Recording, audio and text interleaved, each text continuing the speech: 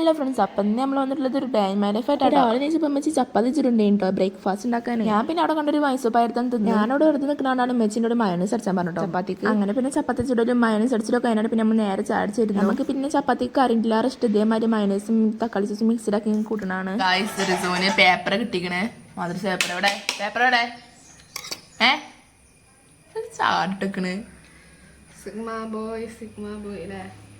ചായയുടെ കഴിഞ്ഞാൽ പിന്നെ റിസ് നേരെ പന്തൽ ചമ്മയ്ക്കുണ്ടോ. ഓനും ജിതു മാത്രമുള്ള കളിച്ചാനേ ഓലെല്ലാം അങ്ങോട്ടും കൊണ്ട് തട്ടി കളിച്ചിട്ടുണ്ട്. നമ്മളെ വീട്ടിലാണെങ്കിൽ അച്ചാറില്ല, നമുക്കാണെങ്കിൽ അച്ചാറായിട്ട് എന്തോ ഒരു ഇടങ്ങേറ് മാറി. പിന്നെ നമ്മളൊന്നും നോക്കില്ല. നമ്മളെ വീട്ടിൽ തന്നെ കറുത്ത മരത്തുമ്പോൾ ഒരു കറുത്തിനിട്ടാണ് പിന്നെ അച്ചാറുണ്ട്. ഇമ്മച്ച് പിന്നെ ഉച്ചക്കിലെ മീനൊക്കെ നന്നാക്കി കൂട്ടാൻ ഉണ്ടാക്കി.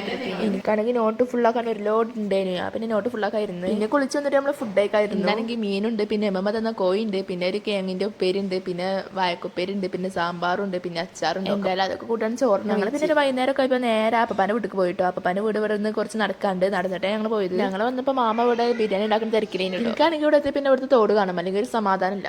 എന്താണ് നെറ്റിമ്മേ?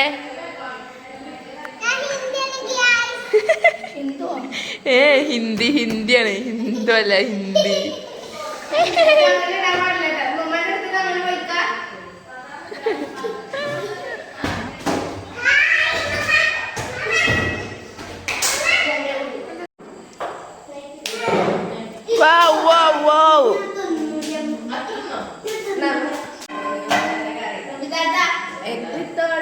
അങ്ങനെ പിന്നെ രാത്രി ആയപ്പോൾ പിന്നെ നമ്മൾ നേരെ ഫുഡ് കഴിക്കായിരുന്നു.